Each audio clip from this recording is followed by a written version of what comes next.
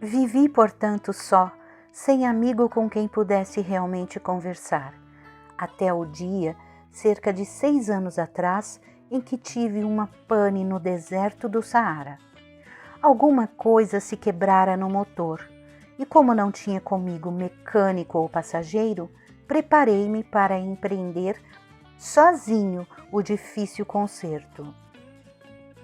Era para mim questão de vida ou morte. Só dava para 8 dias a água que eu tinha. Na primeira noite, adormeci, pois sobre a areia, a milhas e milhas de qualquer terra habitada. Estava mais isolado que um náufrago numa tábua perdido no meio do mar. Imagine então a minha surpresa quando, ao despertar do dia, uma vozinha estranha me acordou. Dizia: "Por favor, desenha-me um carneiro." Hein? Desenha-me um carneiro? Pus-me de pé como atingido por um raio. Esfreguei os olhos, olhei bem e vi um pedacinho de gente inteiramente extraordinário, que me considerava com gravidade. Eis o melhor retrato que mais tarde consegui fazer dele. Meu desenho é seguramente muito menos sedutor que o modelo. Não tenho culpa.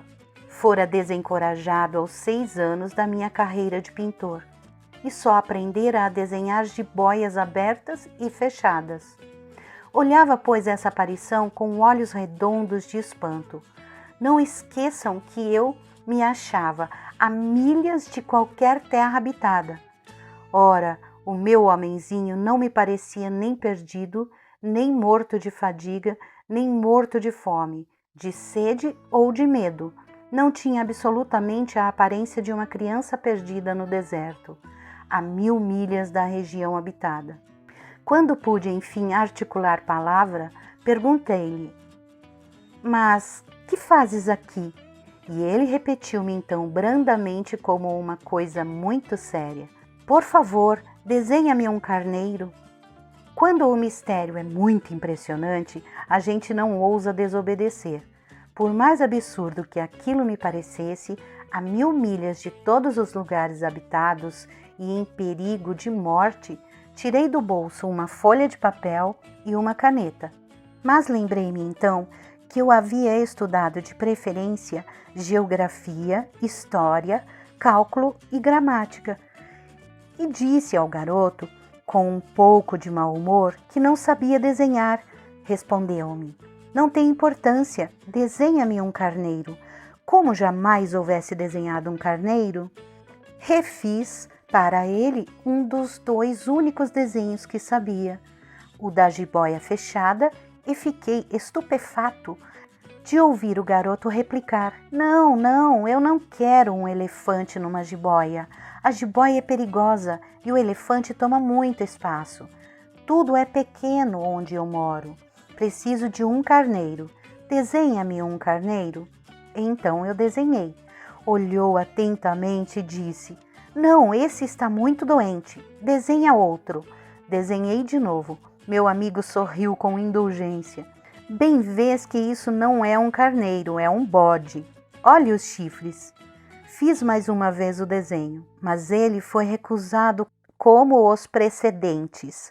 "Este aí é muito velho, quero um carneiro que viva muito."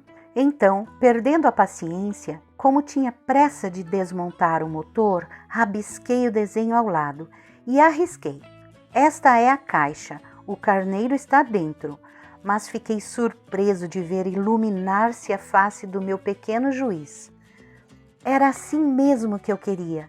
Será preciso muito capim para este carneiro? Por quê? Porque é muito pequeno onde eu moro. Qualquer coisa chega. Eu te dei um carneirinho de nada. Inclinou a cabeça sobre o desenho. Não é tão pequeno assim, olha, adormeceu. E foi desse modo que eu travei conhecimento um dia com o Pequeno Príncipe. Olá, amiguinhos! Estão gostando das historinhas? Então deixe um like, se inscreva no canal, aperte o sininho para mais vídeos. Gratidão, muita luz!